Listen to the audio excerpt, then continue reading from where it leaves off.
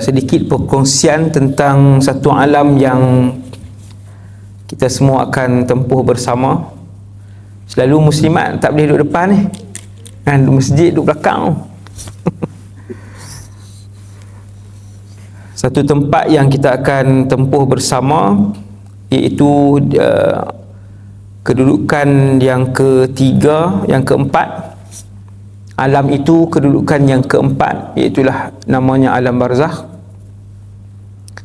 Dan kemudian alam yang terakhir ialah alam akhirat. Saya diberi tajuk begitu, ke alam persaraan, kemudian dalam kurungan kematian.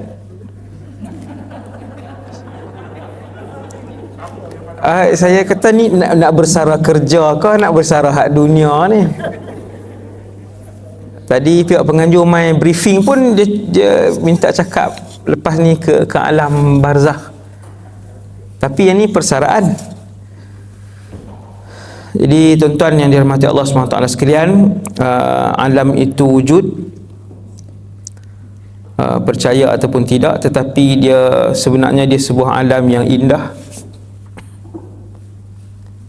yang apabila kita masuk ke dalam sana, kita takkan teringindah untuk kembali ke dunia yang penuh dengan kekotoran, dengki, haram, busuk hati, di antara satu sama lain dosa dan maksiat.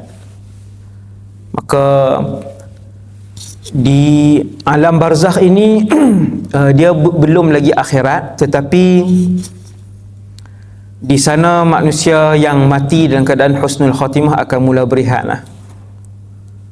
Dia akan mula berehat, melihat keindahan alam barzakh. Sudah bau wangi-wangian daripada syurga. Alam tu dah bau dah, wangi. Dan Allah sudah memperlihatkan kedudukan dia. Di alam barzakh tu dia dah nampak dah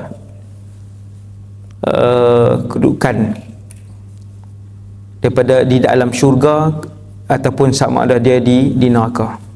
Wallahu a'lam.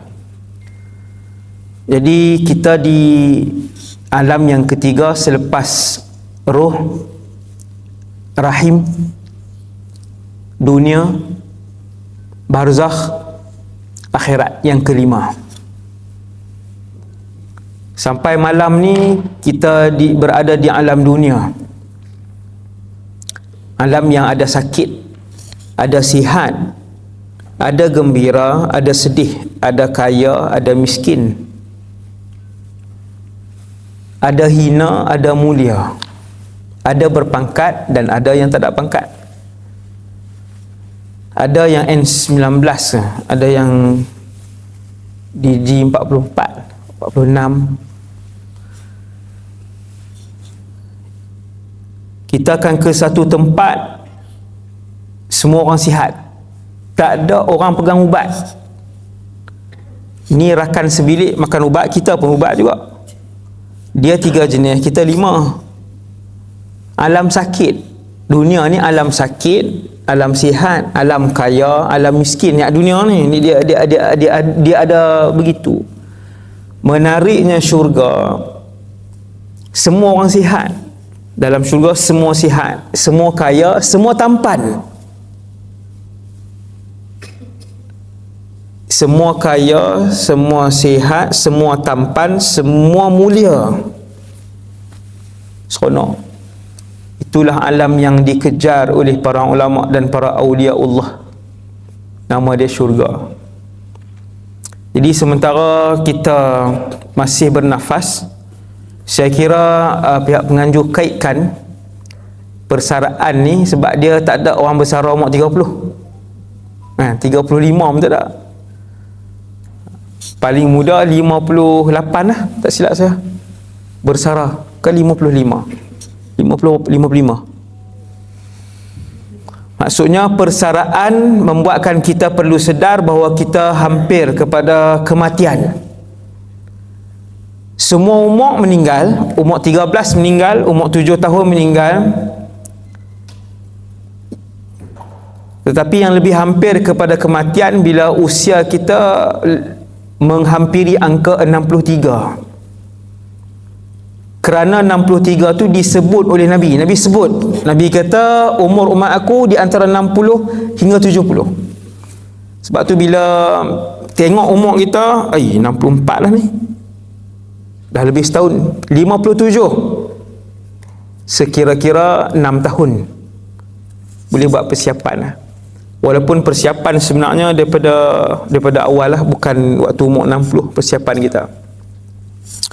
Kerana hakikat mati yang pertama, tidak ada makhluk yang mengetahui bila dia mati.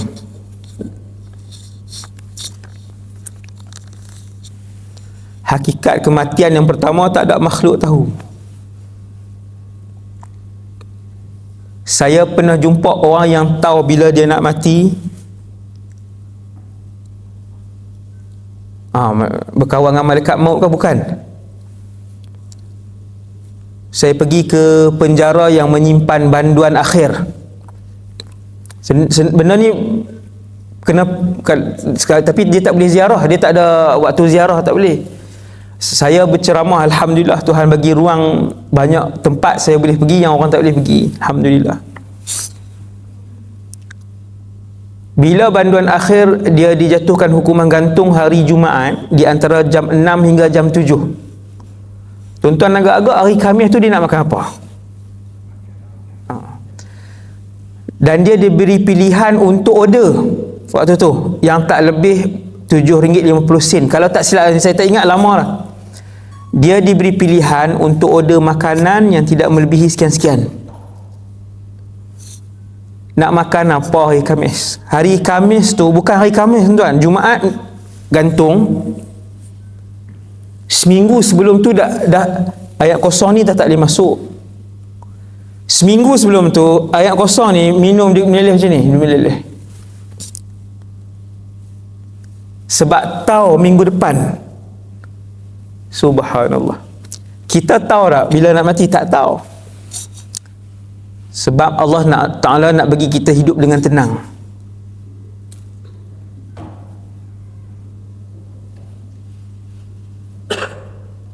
Minggu lepas meninggal 3 orang yang datang ke Langkawi. Bila Cik Mazlan, bila yang 3 orang tu? Bulan lepas. Bulan lepas. Datang bercuti orang Sungai Petani. Orang Sungai Petani datang bercuti. Lepas 6 orang aksiden, 3 meninggal. Tak tahu kau nak meninggal tu? Tak tahu. Kalau daripada dia keluar daripada Sungai Petani 6 orang tu, 3 tu tahu kata nak meninggal di Langkawi. Dia keluar ke tidak untuk ke Langkawi ni? Dia takkan datang. Subhanallah. Macam malam ni baru dengar, padahal lama dah dengar. Oh, rupanya Allah Ta'ala rahsiakan. Ya, Allah Ta'ala rahsiakan. Dan kematian mengejut itu banyak di akhir zaman. Dekat dengan kiamat dia jadi banyak. Sampai satu masa berlaku kiamat, semua yang ada nyawa mati. Ni menarik ni. Bila berlaku kiamat, semua yang ada nyawa mati. Binatang, jin, syaitan termasuk iblis, ketua syaitan, manusia. Ada satu makhluk yang terakhir yang ada nyawa, namanya malaikat. Hati, kesemuanya mati. Sekali je malaikat Israfil tiup sangkakala. Sekali je. Berkuasanya siapa? Berkuasanya Allah. Sebab tu innama yakhshallaha min ibadihil ulama. Yang paling takut Allah di kalangan hambanya ialah para ulama. Lagi dia banyak ilmu dan ketakwaan dia, dia lagi takut dengan Allah. Sebut Allah je, Allah, bergegar, dalam bergegar, dalam. Sebut satu perkataan je dekat dia, Allah, bergegar dalam ni, tapi orang tak nampak, dalam bergegar.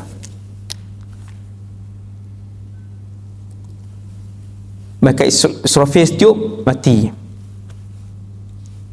Akhirnya tinggal Allah dan malaikat maut. Sebab malaikat maut diciptakan dengan satu kemahiran yang Israfil tak ada, Jibril tak ada, Mikail tak ada, malaikat Malik tak ada, Munkar Nakir tak ada kemahiran itu, iaitulah menarik nyawa roh dan duduk di tangan dia. Subhanallah. Saya bila belajar di Syria dulu, 7 tahun di Syria, tak sempat lama mak suruh balik.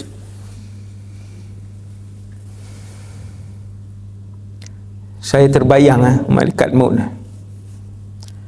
Kemudian Nabi menjawab bahawa tak perlu risau, semua orang akan melihat malaikat maut pada hari kematian dia.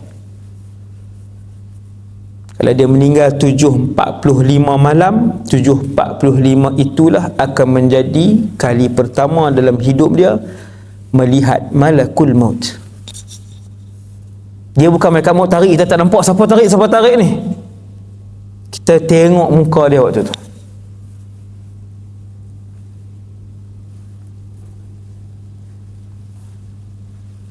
Satu-satunya malaikat yang diberikan kemahiran oleh Allah, kelebihan untuk menarik keluar nyawa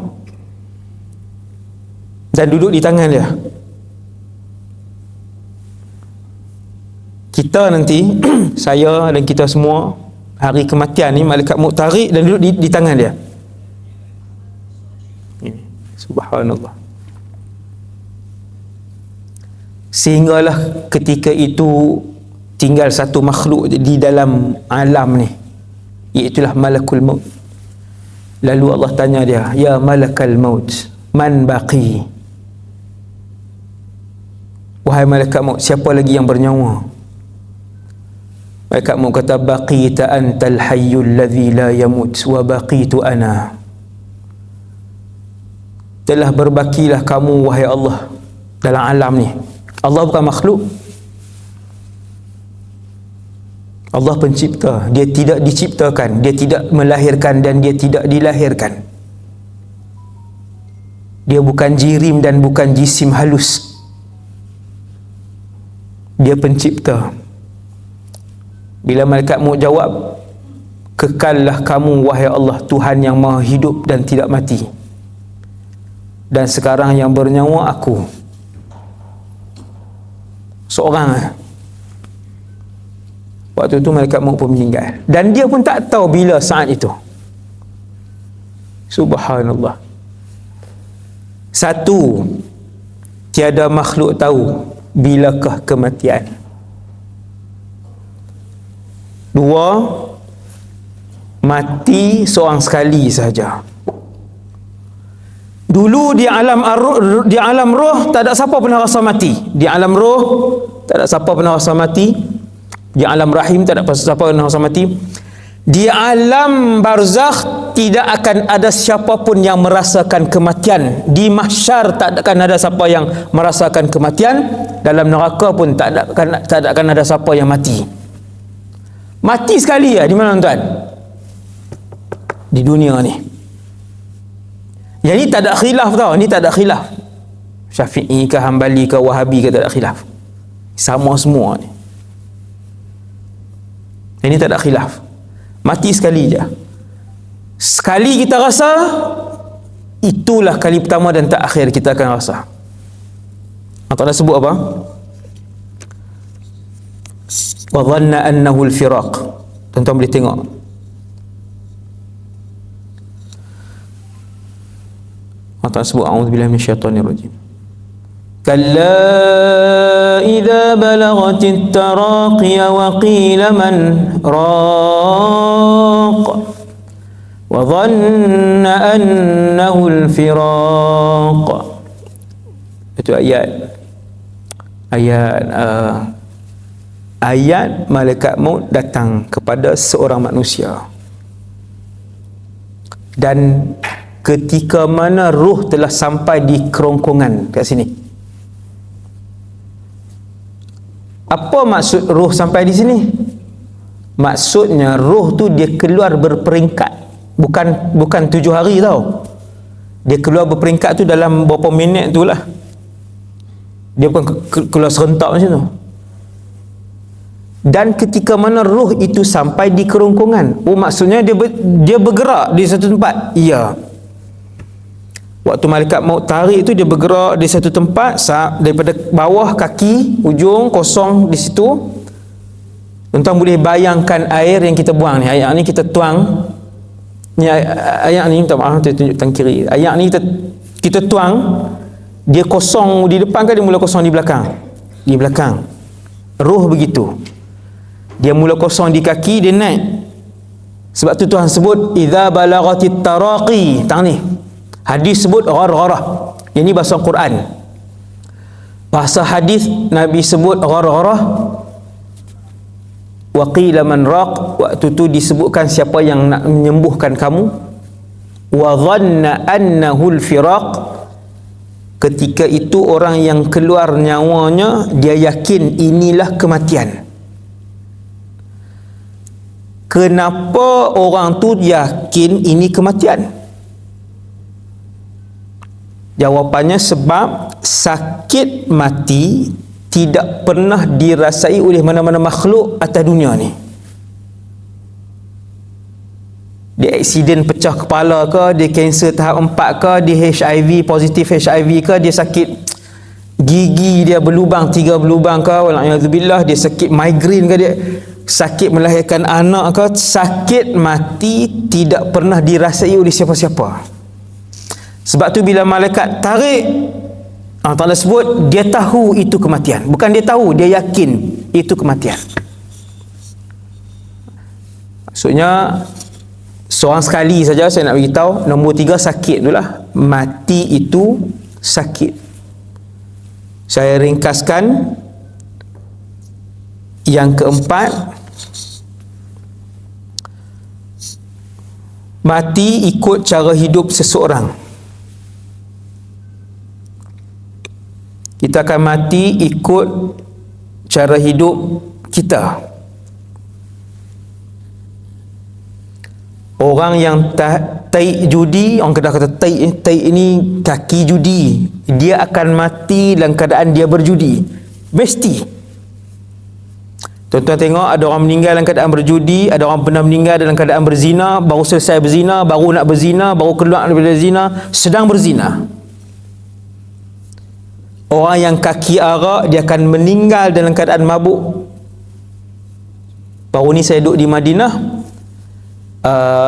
pakcik tu siap-siap dah apa semua nak pergi ke Madinah.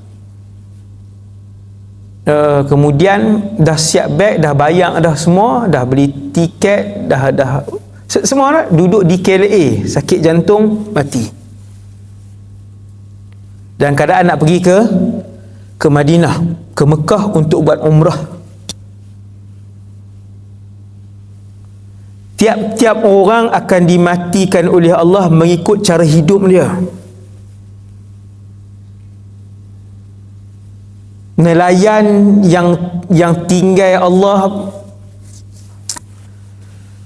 macam itulah setiap orang.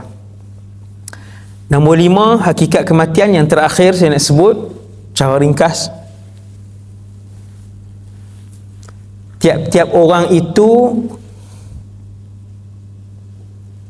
kayu ukur dia ialah bagaimana dia mengakhiri hidup dia.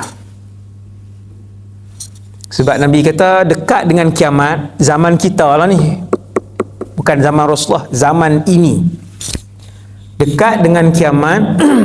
Kata Rasulullah SAW, manusia melakukan kebaikan yang banyak, kemudian dekat dengan nak mati dia buat amal ahli neraka, kemudian dia mati. Wal'iyadzubillah. Ada orang dia melakukan perbuatan maksiat, dekat nak mati, dia buat amal ahli syurga, kemudian dia mati. Dan ada orang yang Nabi sebut dalam hadis yang masyhur, tuan-tuan semua tahu cerita yang bunuh 100 orang tu. Saya tak mau cerita yang tu, dia lama, panjang. Semua orang pernah dengar, saya yakin yang dalam dewan ni semua pernah dengar.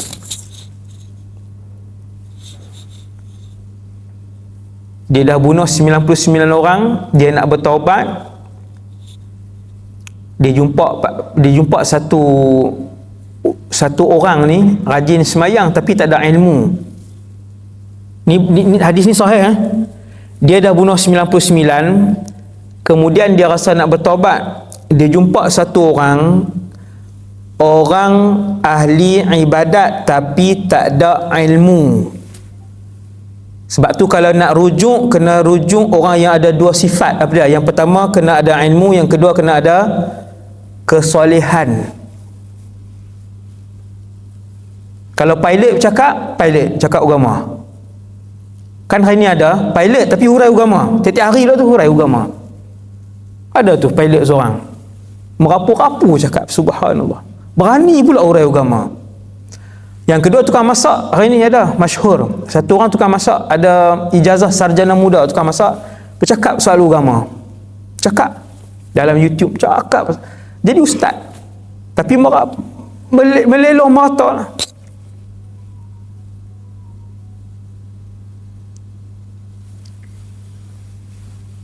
Hasbunallah wa ni'mal wakil. Seorang lagi saya tengok dalam TV, doktor perubatan tapi cakap pasal agama. Hurai, orang ni bid'ah, orang ni bid'ah, orang ni. Kamu doktor perubatan.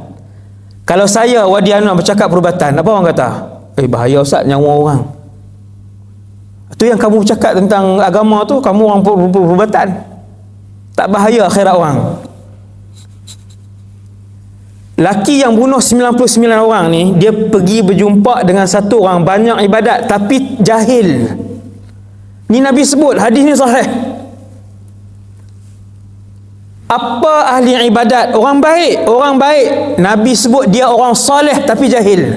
Orang ni apa dia akan buat? Bila dia mengajar juga, dia akan mengeluarkan fatwa yang songsang macam yang duk berlaku dalam hari ni dalam YouTube dan dalam sebahagian TV. Doktor perubatan cakap agama, fatwa bid'ah orang ni, bid'ah orang ni. Yang pilot cakap agama, bid'ah orang ni, bid'ah orang ni. Ni berlaku. Bila laki-laki nak bertaubat ni, 99 orang ni, dia pergi berjumpa dengan orang ahli ibadat ni, dia kata aku buat banyak dosa, aku nak bertaubat. Pakcik ni, orang soleh ni jawab, tak boleh, Allah tak terima, jahat sangat. Pakcik tu kata, pakcik baik ni, banyak ibadat tapi jahil. Dia kata, buat dosa apa? Saya bunuh 99 orang. Allah tak boleh terima. Nampak dia bagi fatwa, dia berani bagi fatwa mengajak agama juga. Dia kata Tuhan tak terima sebab dosa terlalu banyak. Tuan-tuan, laki-laki ni bunuh hak tadi, pakcik ni, hak orang soleh ni. Cukup 100. Hadis ni hadis sahih. Cukup 100 dia bunuh. Sebab apa? Sebab bukan orang agama tapi nak cakap agama. Rosak tak agama? Rosak. Sangatlah banyak pada hari ni. Sebab tu hati-hati. Nak ambil agama, hati-hati. Kemudian lelaki yang bunuh 100 orang ini pergi berjumpa dengan satu orang alim yang soleh. Ini baru betul. Dia pergi jumpa satu orang yang alim dan soleh. Dia kata, Tok Guru, saya bunuh 100 orang tapi saya rasa nak bertaubat.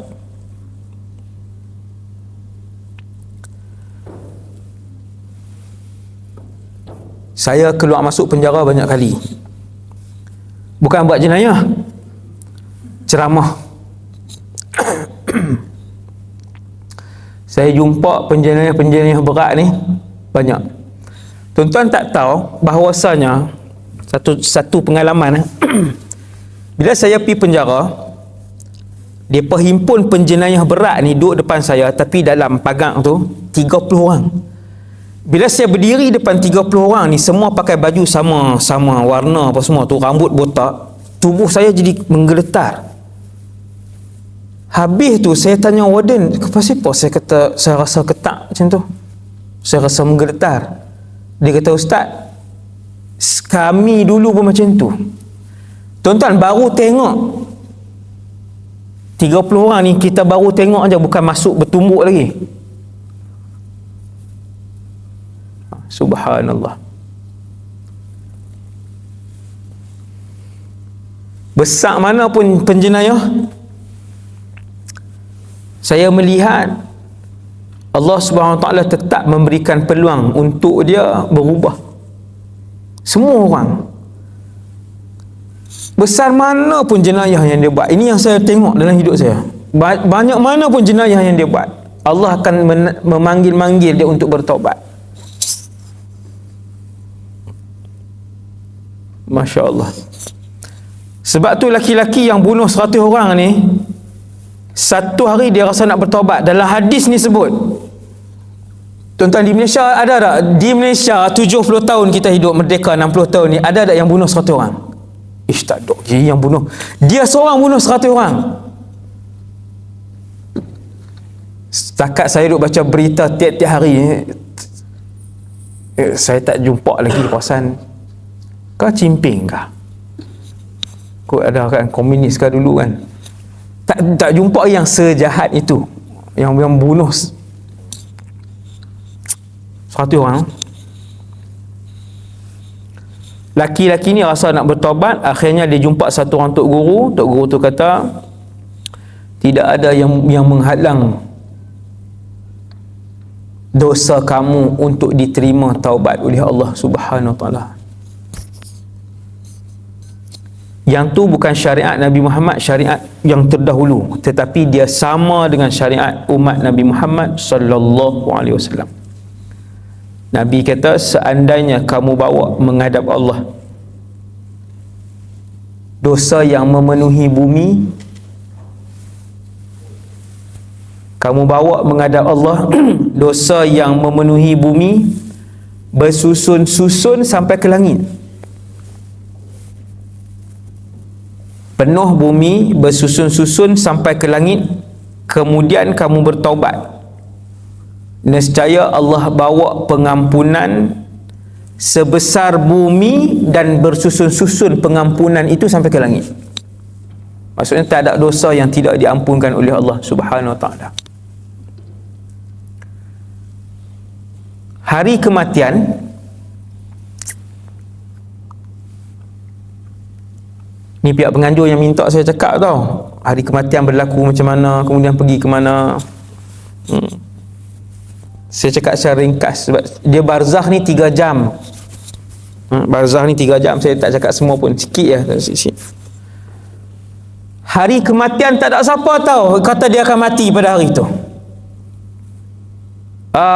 Pusat jatuh, telinga nampak macam melebeh ni, apa, hidung nampak jatuh, apa. Yang tu berlaku pada sebahagian orang. Kalau berlaku kepada semua orang, maka nescaya semua orang tahu bila dia nak mati. Tengok kat cermin kan, telinga jatuh dah ni, tak boleh pergi mana ni, hidung jadi, lepas kata hidung jatuh. Tanda-tanda tu tak berlaku pada semua orang, berlaku pada sebahagian kecil saja. Dia dahi berpeluh, tak ada pun. Berapa ramai orang bawa kereta bergelak. Saya pernah tengok satu video orang meninggal, suami isteri, video luar negara, bukan fake bukan lakonan, video, duk seronok menyanyi, mengilak gelak-gelak sampai dekat stesen, bukan stesen, rel kereta api tu, dia tak berhenti, dia berlintas kereta api mai, dan dia rakam benda tu. Kereta tu tak hancur semua, rakaman tu ada dalam handphone, rakaman tu ada dalam handphone tu. Hasbunallah wa ni'mal wakil. Berapa ramai hari ni yang merakam aib yang dia buat dalam kehidupan dia, dia rakam, dia sendiri rakam. Dan berapa ramai hari ni orang yang merakamkan detik-detik kematian dia, 5 hari, 4 hari sebelum mati, dan dia tak tahu kata dia sedang mengira saat untuk mati.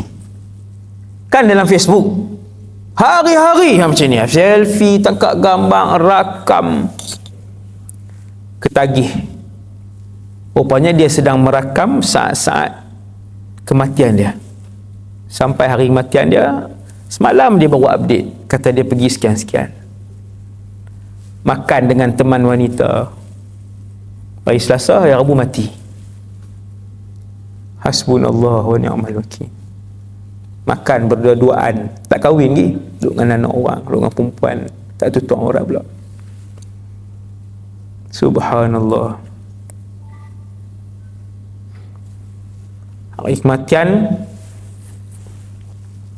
malaikat maut datang bersama dengan pasukan.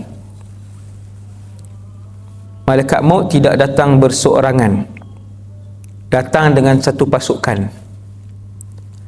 Bila malaikat maut tarik nyawa kita, kita tahu itu hari kematian. Sebab sakit itu tak pernah saya rasa, tak pernah tuan-tuan rasa. Saya pernah rasa sakit aksiden 2018 bulan Januari. Satu Malaysia, lebih 5 juta orang tahu tentang berita kemalangan saya tersebut.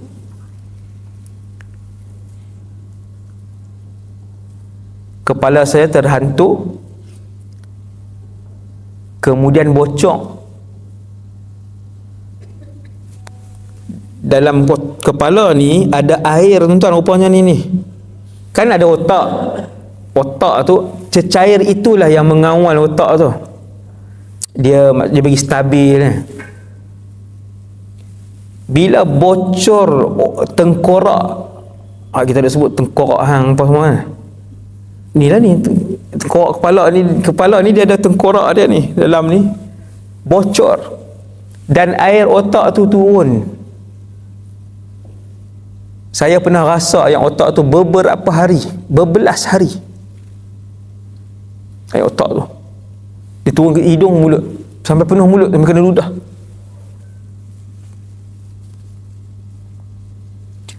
Waktu tu saya tak tahu nak rasa, nak nikmat rasa sakit yang mana. Bukan nikmat lah, saya sebut nikmat.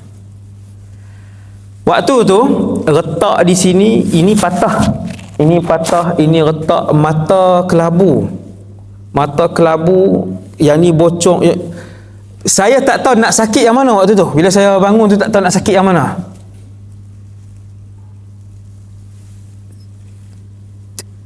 Tidur melentang tak boleh, duduk tak boleh, berdiri tak boleh, mengiring tak boleh. Sampai saya tanya kepada Allah, saya tanya dengan Allah, wahai Allah, saya nak duduk macam mana? Dan nak rasa sakit yang mana satu? Nabi bagi tahu kat kita, mati itu lebih sakit daripada semua tu.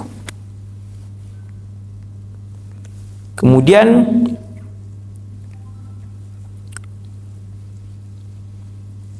Allah sembuhkan dengan keajaiban doa orang ramai. Ramai, subhanallah, yang berdoakan kesembuhan saya lah waktu tu. Sebab sepatutnya saya menghembuskan nafas terlebih dahulu daripada arwah Ustaz Murtada.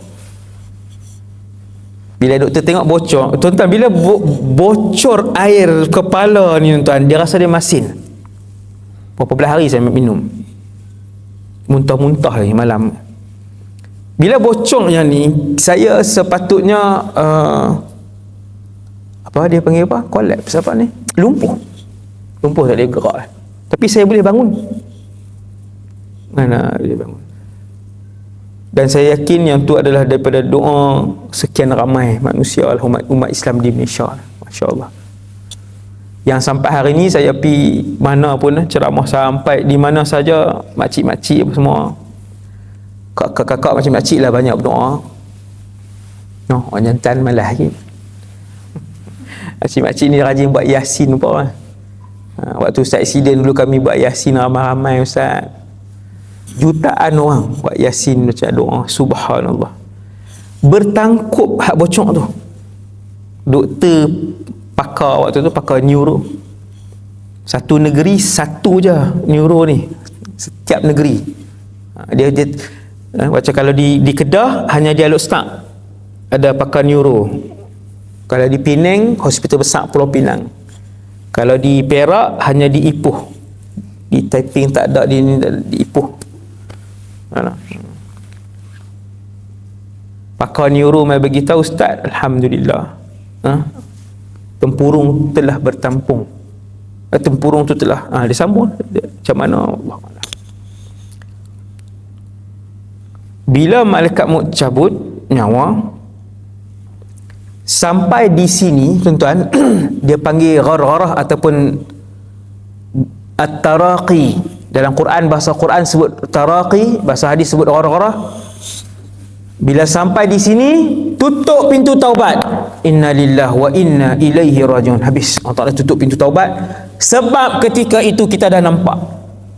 Nampak apa tuan-tuan? Nampak satu alam yang disebut alladzina yu'minuna bil ghaib. Orang beriman, mereka percaya bahawa adanya alam ghaib ataupun hari kebangkitan. Waktu tu kita pun mula nampak alam ghaib.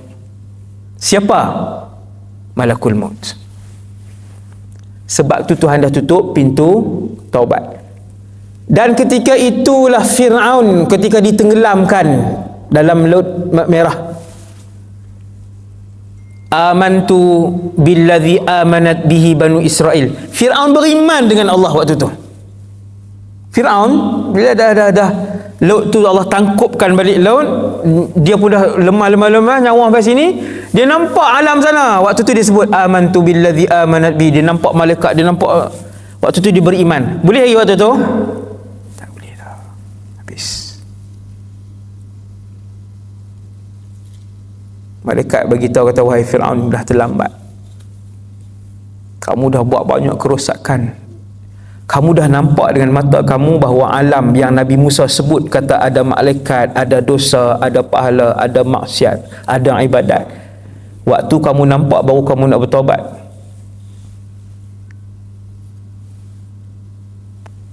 Sudah lewat. Tentang waktu tu nyawa ada lagi, nyawa masih berbaki, hujung dah di ghargharah dia bunyi. Kalau kita tengok orang dia bunyi, dia nak bunyi tu dah. Ada orang bunyi, itu last tu dekat sini. Waktu tu dia dah nampak. Kata Rasulullah sallallahu alaihi wasallam, kalau kita nampak malakul maut dalam keadaan rupa paras yang elok, ketahuilah kamu mati dalam keadaan husnul khatimah. Bis. Situ dah tahulah. Saat pertama kematian, saat pertama mati, kita dah tahu. Kita mati elok ke kita mati tak elok ketika tu.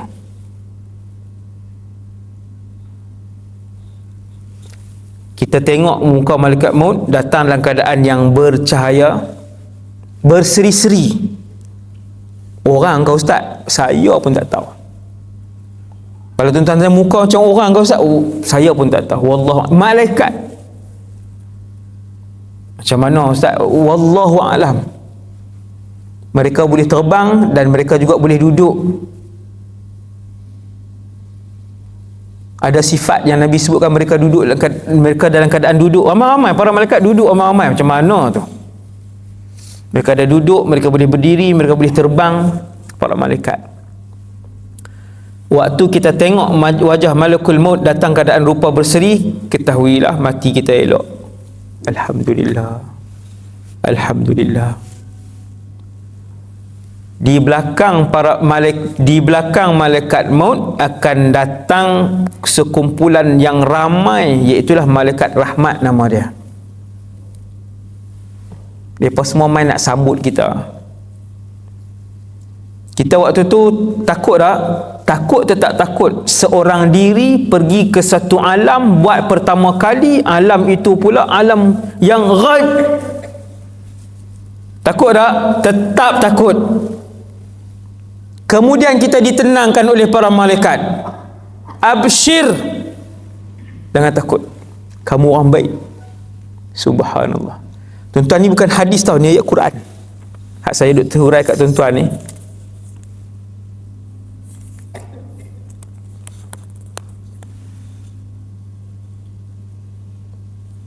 Ayat Quran, surah Fussilat ayat 30. Tuan-tuan boleh balik rujuk.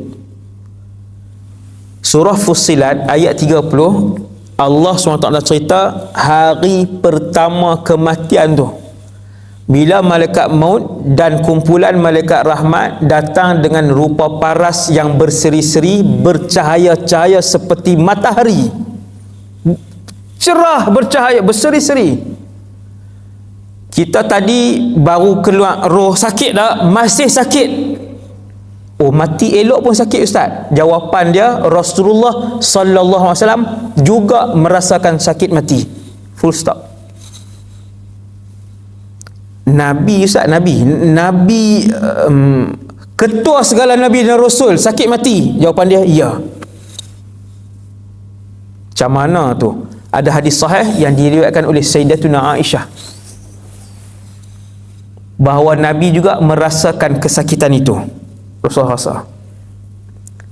Kita, tuan-tuan, hak mengumpat orang hari ni, tambah duduk bilik pula lagi seronok mengumpat. Dua orang kan. Tengok tadi ngada-ngada makan belambak, siapa dia? Hak belakang kita tu lah. Sekali angkat 2 pinggan, lepas tu kita tak habis lagi, dia pergi angkat lagi 2. Iya, yang seronok tu empat. Hasbunallah wa ni'mal wakil. Lagi saya ada peringatan untuk diri saya dan kita semua. Last sekali saya lagi 5 minit ni. 5 minit, 10 minit. Habis dah. Kejap ya. Rancangan barzakh. Ni semua mukadimah je ni tau. Mukadimah je. Dia bukan masuk mendalam. Tuan-tuan sekalian, waktu kita takut, resah, risau, sakit, masih sakit, ya Allah, mati hari ni rupanya. Waktu tu saya dan kita semua, ya Allah, mati hari ni, banyak benda lagi aku nak buat. Tuan-tuan tengok hari ni Allah Ta'ala tarik nyawa orang secara mengejut. Artis, ahli politik, ulama, jiran kita baru 43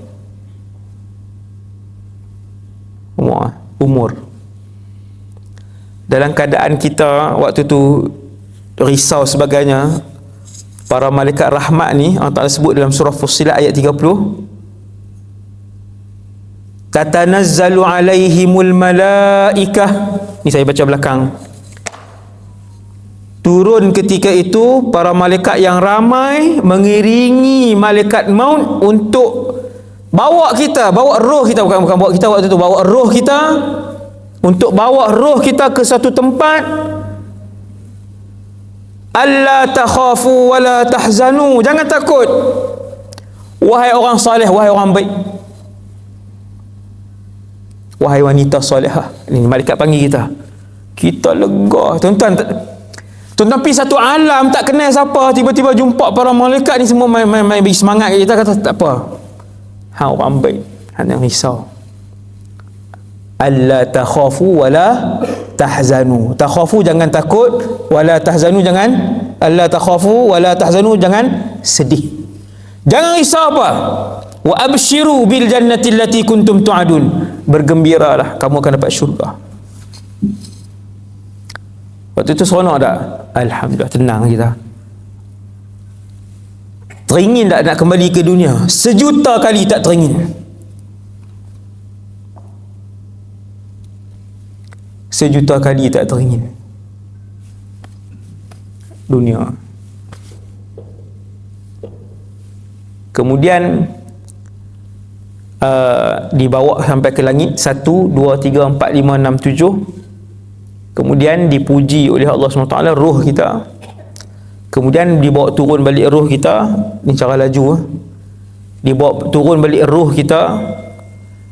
Waktu tu tuan-tuan, waktu itulah kita akan melihat siapa itu roh yang bernama Muhammad Wadi Anwar bin Ayub. Kita akan tengok diri kita sendiri macam filem duk buat kan. Tengok. Dia duk buat tengok tu kan. Yang tu berlakon. Nanti tengok betul-betul. Tapi dalam TV tu dia buat macam bentuk kita lah, tapi dia buat warna putih, buat macam bentuk kita juga, keluar lembut, dia keluar boleh terbang. Ruh macam mana saya pun tak tahu. Qulir ruhu min amri rabbi.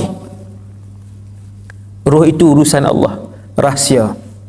Kita akan tengok ada ustaz, mesti tengok pada hari kematian siapa itu ruh yang bernama Fulan bin Fulan. Kita pun tengok ruh kita. Oh, macam ni ruh. Macam ni ruh. Subhanallah. Daripada langit, tentang kita akan ke langit 1, 2, 3 sampai ke 7, lepas tu turun balik, pergi ke barzakh. Waktu tu lah pergi ke barzakh. Maksudnya barzakh bukan di langit 1, bukan di langit 2, bukan di langit 7, bukan. Tapi malaikat yang iring kita akan bawa roh kita pergi ke barzakh. Akhirat kah? Belum akhirat. Barzakh belum akhirat.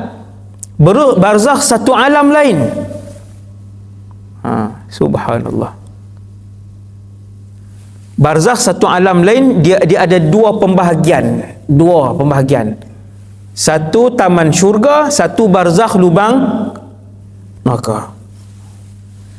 Orang yang masuk taman syurga takkan jumpa orang di sini, orang yang masuk lubang neraka barzakh takkan jumpa yang di sini. Tapi kalau syurga lain, kalau duduk di syurga nanti, ahli syurga boleh pergi melihat penduduk neraka kesemuanya. Bukan mimpi-mimpi tau, boleh melihat ni dengan tubuh ni. Ahli syurga nanti, tu cerita syurga tu another 2 hours. Tu syurga saja. 2 jam syurga, 2 jam neraka. Ni barzakh ni pun ni saya layang-layang je. Tuan-tuan carilah alam yang kita nak tempuh. Lebih baik kita mengetahui sesuatu daripada pergi ke alam tu tak pernah dengar langsung tentang alam tu. Tuan-tuan nak tanya, nanti tuan-tuan ke alam barzakh, tuan-tuan ingat tak ni maklumat yang saya beritahu ni? Jawapan dia ingat, seperti mana tuan-tuan malam ni. Tiap-tiap orang akan bawa maklumat takat mana yang dia belajar di atas muka bumi ni. Dia bukan pergi sana automatik jadi alim, tahu semua perjalanan. Tidak. Takat mana yang tuan-tuan bawa maklumat tu lah tuan-tuan bawa sampai ke barzakh. Bukan kata sampai ke barzakh, sampai ke dalam syurga.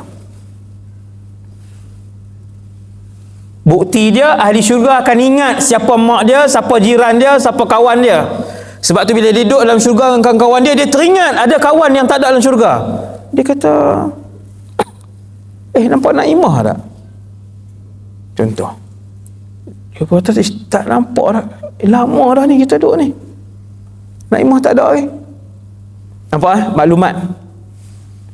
Bukti yang kedua, hadis sahih, Nabi cerita tentang seorang petani. Hadis yang sahih, petani ni pergi minta dengan Allah, dia nak bertani dalam syurga. Dia petani. Dia reti tak kemahiran pertanian ada tak kat dia? Masih ada walaupun dia duduk dalam syurga. Maksudnya yang meniaga cakotiau pun duduk dalam syurga, dia tahu, dia tahu lagi sos apa semua dia reti. Tu cerita syurga. Tu trailer syurga pula. Oh, rupanya kehidupan ustaz. Ya, kehidupan syurga, kehidupan. Kemudian kalau orang yang mati dalam keadaan su'ul khatimah, macam itulah dia bila roh dia keluar, dia tengok malaikat maut, rupa yang bengis, muka yang garang.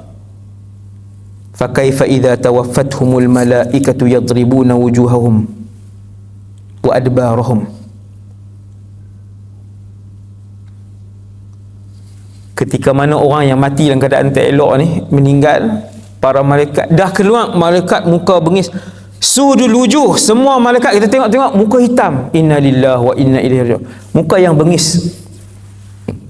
Tuan-tuan nak bayangkan tengok orang muka bengis macam mana? Tadi yang saya cerita, yang saya tengok penjenayah tadi. Itu penjenayah dunia. Penjenayah dunia. Satu orang staf baru masuk jaga banduan. Banduan ni dia akan duduk kanan dan kiri beratung. Staf yang baru masuk ni, pegawai lama suruh dia berjalan di antara 2 soft banduan ni, berjalan saja. Berjalan saja hari pertama sampai ke hujung sana, rupanya hak pegawai ni dia tahu dah apa akan berlaku. Sampai di sana nak pitam ujung sana, berjalan saja. Bukannya banduan-banduan tu cekik dah, baru berjalan. Bila Nabi sebut malaikat-malaikat yang sudul wujuh, apa maksud sud? Berwajah hitam, menjegil, orang Kedah kata jegil, dia membeliakkan mata. Maka ketahuilah bahawa kita mati dalam keadaan su'ul khatimah. Habis su'ul khatimah, habis su'ul khatimah, habis. Hasbunallah wa ni'mal wakil. Penutup kepada ceramah malam ni, habis trailer tu. Penutup pada ceramah malam ni, saya ada beberapa peringatan untuk diri saya dan kita semua. Nombor 1, yang pertama,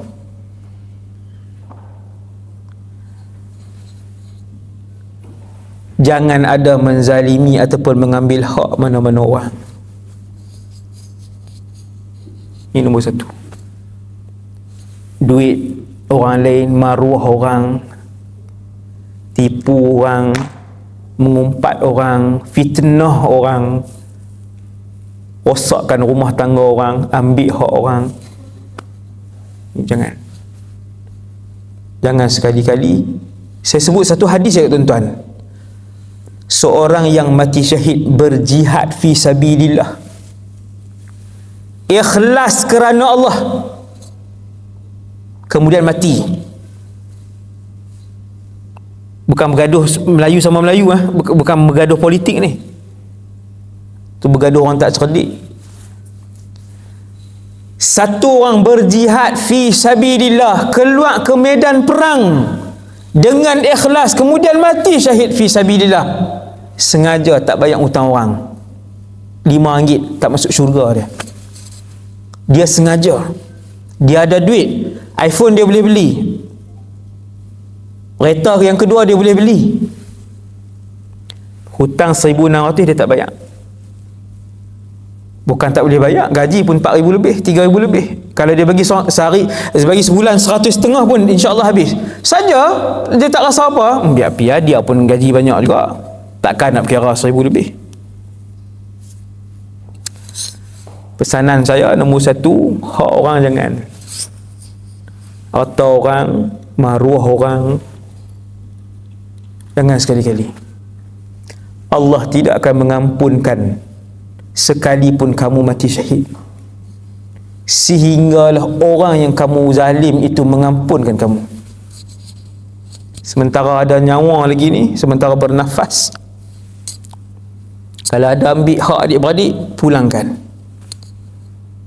Saya duduk dalam masyarakat macam-macam, geran pegang kat dia seorang pun ada. Ambil atau pusaka dia seorang. Seronoklah saat di dunia ni.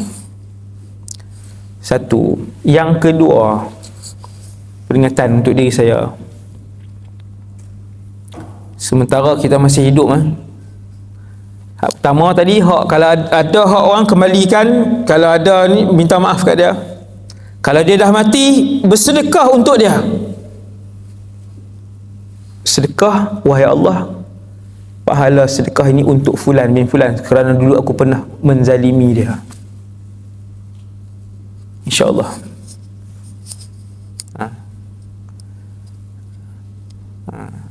Kemudian yang kedua, hutang kita dengan Allah SWT lah. Qada semayang, nazar kita, qada semayang kalau ada tinggal, qada puasa sementara hidup ni. Ustaz duk ingat-ingat dulu start semayang 29 Ustaz, nak qada daripada bila Ustaz? Qada daripada umur 15. Sebab setiap orang kalau dia tak ingat dia balik bila, mula daripada 15. Tapi kalau dia ingat, mula daripada hak dia ingat tu 29 tinggal, mula semayang 29. Ada orang Allah Ta'ala bagi kat dia hidayah, berkahwin Bukan kahwin dengan nama hidayah. Kahwin dapat hidayah Allah, mula solat sampailah meninggal, sampai akhir hayat. Umur apa? Umur 26. Lepas tu nak qada daripada 15 sampai 26. Apa? 11 tahun. Banyak Ustaz. Bukan Tuhan suruh perhabis sehari. Mula buat qada, niat dengan Allah, wahai Allah, insya-Allah sampai akhir hayat saya akan qada. Mana-mana umat Nabi Muhammad yang niat untuk melakukan sesuatu kebaikan, kemudian dia mati, Allah tulis seolah-olah dia buat kebaikan itu. Ini kelebihan umat Nabi Muhammad. Kelebihan umat Nabi Muhammad, masya-Allah. Tuan-tuan, hutang dengan Allah, nazar, qada.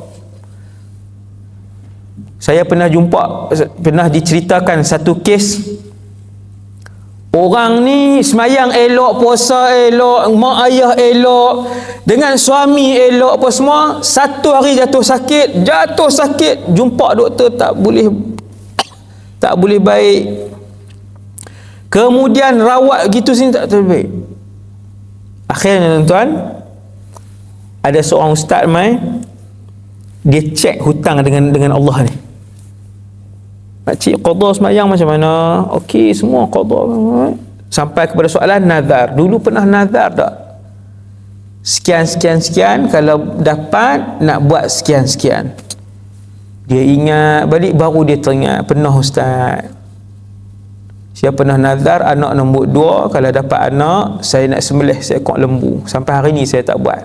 Hutang dengan Allah. Anak nombor 2 dapat anak, dia nak sembelih lembu seekor, dia tak buat. Dia duduk sakit, tuan-tuan, tunai nazar, esok bawa keluar duit sembelih. Allah Ta'ala bagi kesembuhan, Masya Allah. Rupanya yang tu punca dia. Kemudian meninggal. Memang akhir hayat dah tu sebenarnya, tapi Tuhan sayang, Allah sayang, sebab yang lain elok, semua elok, dengan suami semua elok. Rupanya ada hutang dengan Allah, ada nazar dengan qada. Nombor 3, tuan. Yang ketiga ni nasihat ringkas saya. Lihat sini. Insya-Allah saya sendiri buat nasihat-nasihat. Insya-Allah. Tuan-tuan ada internet banking, RHB, CIMB, Maybank to you, CIMB Clicks. Tuan-tuan buat potongan, apa dia panggil, auto debit, SI kan. Buat auto debit, cari orang yang betul-betul miskin,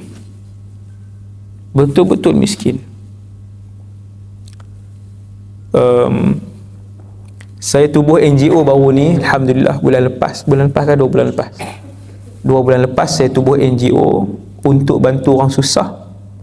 Orang tanya, ustaz, kenapa NGO ustaz untuk Kuala Muda, Kedah? Saya kata, di Kuala Muda sahaja ada 20,000 keluarga susah.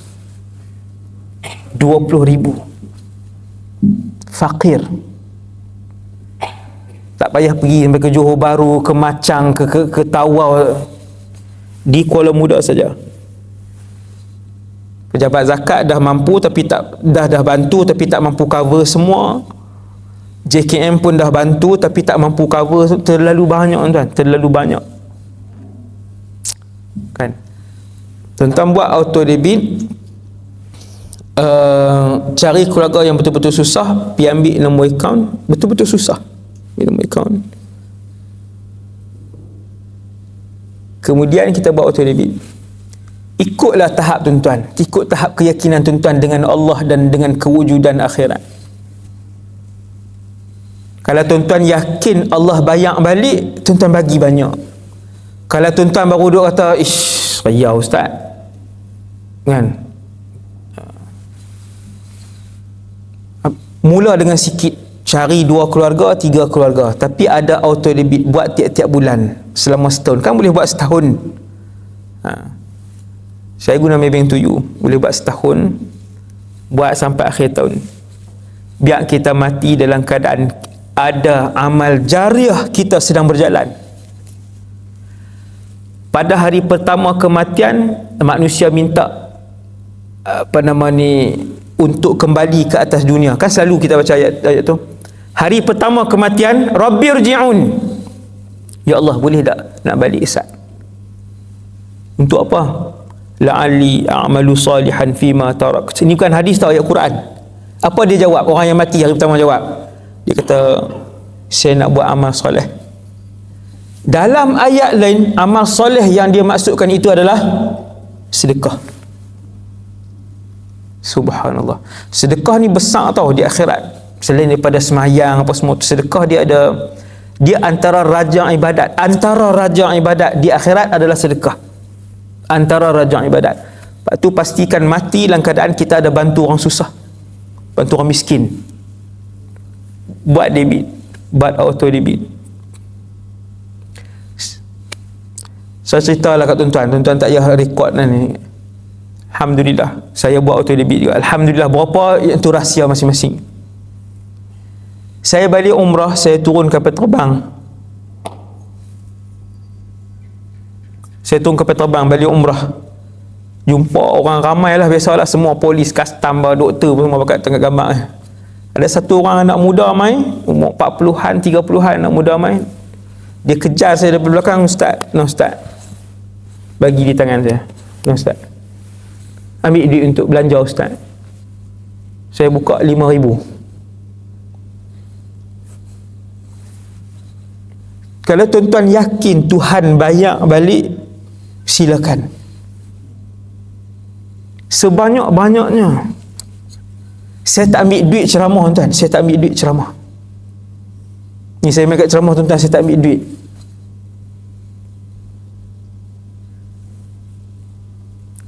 Tadi saya turun kapal terbang tadi. Naik flight Penang, turun di Langkawi. Turun flight, betul-betul turun flight, tak ada masuk dalam terminal lagi. Abang tu main pada mana kot belakang, buat main masuk ni. Jubah ni lah, duit atas ni. Duit 100, 5 keping. Saya tengok. Tiap-tiap hari.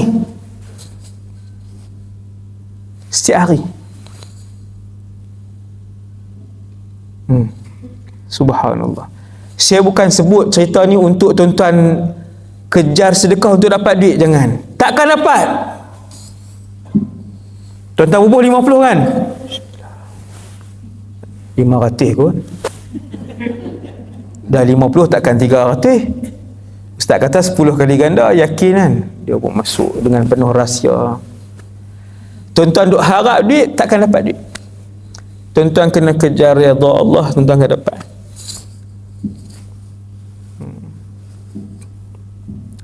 Biar kita mati dalam keadaan akaun bank kita sedang mengalir duit untuk orang susah. Anak kita tak tahu, kita meninggal dah sebulan 2 bulan pun anak kita tak tahu. Mak ada buat auto debit untuk ramai orang susah. Jalan. Buat sebanyak yang mungkin, tuan. Nak cari mana, Ustaz? Nah, tu payah.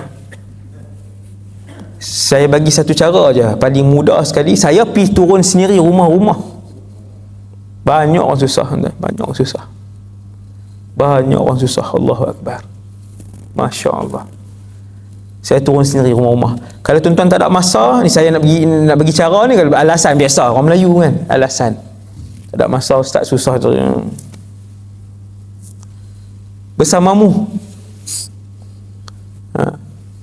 Rancangan bersamamu, tuan-tuan tengok dalam YouTube, dia ada letak nombor akaun.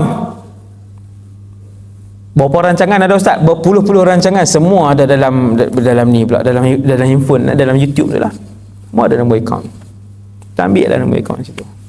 Ada yang layak, ada yang tak layak, saya tengok kan. Pilih lah. Tengok yang layak, betul-betul layak. Masya-Allah. Nombor 3, tuan-tuan, cari mana-mana masjid, mana-mana sekolah agama, mana-mana rumah anak yatim, mana-mana rumah orang tua ke, cari. Api letak mesin ayak tang tu satu. Ni duit pencen banyak. kan, KWSP pun banyak sampai ratus-ratus ribu pergi letak mesin. Tak payah kowe lah tuan-tuan, Al-Hijrah 2,000 je. Saya bukan ejen tau, tak kena-kena. Cuma saya dah tengok lagi ejen kowe marah saya pula, bukan. Kami pun di sekolah ada 7 mesin kowe orang bagi, lepas tu ada lagi 6 lagi orang batak untuk bagi. Saya kata tak ada tempat dah nak letak, dah ada 7 dah, 7 ke 9 dah mesin kowe orang bagi, tak minta, tak pernah buat iklan. Subhanallah. Tuan-tuan sekalian, mesin ayak, tapi mesin penapis air, pergi letak di masjid atau di rumah anak yatim atau di sekolah agama atau di rumah orang tua-tua, pergi letak. Kelebihan beri orang minum ayak ni sangat banyak, dia sangat luar biasa, sangat luar biasa.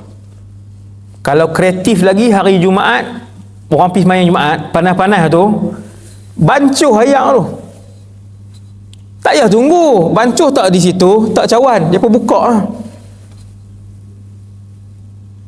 Kan kita belajar, kita dah main kursus ni, nak buat apa dengan duit banyak-banyak, nak kursus nak melabur di mana apa semua pandai dah. Ni hak akhirat pula dia tak mau nak kreatif pula. Hak ni kreatif, buka perniagaan ni, jangan labur tang ni, jangan bitcoin, jangan ni, macam-macam, jangan cerdik. Ni hak akhirat kena cerdik juga. Ni tok guru saya ajak di Syria tu, kena kreatif untuk akhirat, kena kreatif. Ataupun tak mau letak mesin penapis ayak, pi mana-mana sekolah, tuan-tuan bawa tiap-tiap minggu.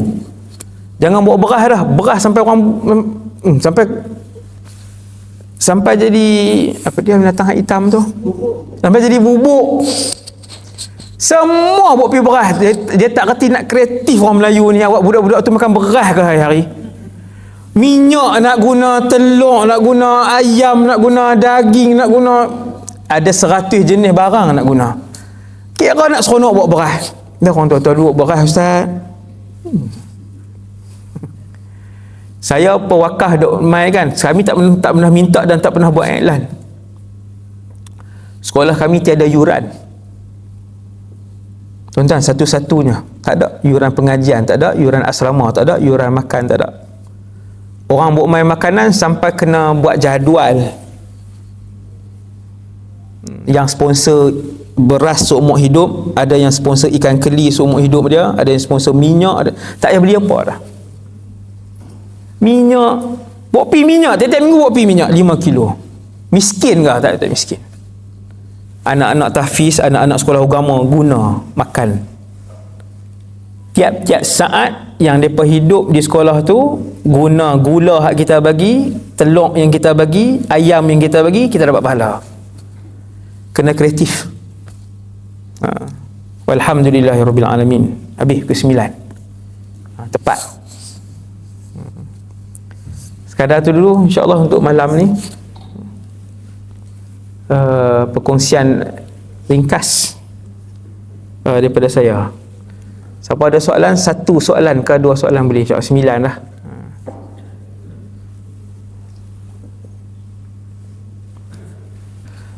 Macam saya sebut tadi lah, tiap-tiap orang tak tahu, dia tak tahu bila dia nak mati tu. Tiap-tiap orang. 1. Yang kedua, ada orang yang kematian dia di Thailand lah, ada satu tempat di Thailand, satu daerah, kalau dekat-dekat nak mati, mereka tinggal dalam bilik, mereka keluar. Sebab apa tuan-tuan? Dia menggelupuk. Ini kisah benar ni, bukan contoh. Menggelupuk-gelupuk. Mati dalam keadaan yang ni lah. Dan kebanyakan orang, kita tengok, kita lah yang Islam ni, kita yang Islam lah, yang Islam di Malaysia kita ni, tak ada yang menggelupuk, tak ada yang menggelupur. Orang tu jahat macam mana pun, dia mati macam tu je. Tetapi husnul khatimah ke su'ul khatimah, kita tak tahu. Kita tak tahu. Tuan-tuan jangan hukum orang senyum, kita tahu dia ahli syurga dah, dia ni pasan. Dia meninggal, lepas tu nampak macam senyum sikit, kita tahu ya Allah, dia ni ahli syurga dah ni. Tak tentu. Tak tentu. su'ul khatimah ataupun husnul khatimah itu urusan Allah. Keadaan sebenar dia di alam sana di dalam pengetahuan Allah sahaja. Tak tahu. Dia ulama, dia doktor, dia tentera, dia pesara kerajaan, dia peniaga, wallahualam kita tengok. Sebab kebanyakan orang meninggal macam tu je. Kita pernah tengok orang fasik, iaitu orang yang memang tak solat meninggal. Biasa je meninggal macam tu. Tak ada menggulupak, tak ada. Kita kata Masya Allah dia ni husnul khatimah. Belum tentu. Kita tak ada hak untuk menjatuhkan hukuman kepada seorang itu husnul khatimah ataupun su'ul khatimah. Kawal mulut dan lidah kita untuk sebut kepada dia ni fasik, mati su'ul khatimah.